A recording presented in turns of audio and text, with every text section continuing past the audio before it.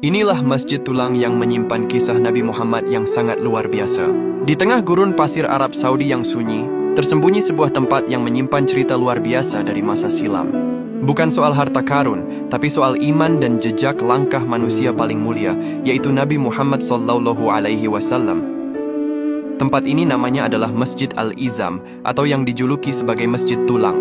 Masjid mungil ini berada di Al-Ula, yaitu sebuah wilayah kuno yang penuh misteri, sekitar 300 km di utara kota suci Madinah. Al-Ula sendiri terkenal sebagai kota terkutuk di masa lalu yang menjadi bekas pemukiman kaum Tsamud yang durhaka, tempat yang bahkan Nabi Muhammad hindari untuk berlama-lama. Namun, di lokasi yang sama ini berdiri saksi bisu kesederhanaan beliau. Kisah ini terjadi pada tahun ke-9 setelah hijrah, ketika Nabi Muhammad dan pasukannya dalam perjalanan menuju Perang Tabuk. Mereka singgah di daerah Al-Ula yang gersang. Saat waktu sholat tiba, tantangannya adalah bagaimana menentukan arah kiblat di tengah gurun tanpa kompas atau penanda yang jelas. Nabi Muhammad kemudian mencari penanda. Karena tidak menemukan batu atau kayu yang pas, beliau menggunakan tulang atau izam sebagai penanda arah kiblat sementara.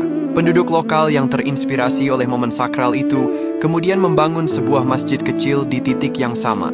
Itulah sebabnya masjid ini lantas dijuluki dan dinamai sebagai Masjid Tulang.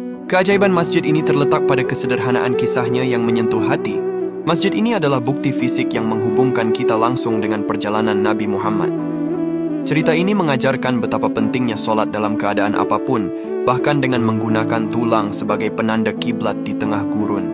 Meskipun sederhana, masjid ini menarik perhatian wisatawan dan peziarah dari seluruh dunia yang ingin merasakan kedekatan spiritual dengan masa lalu Islam yang agung.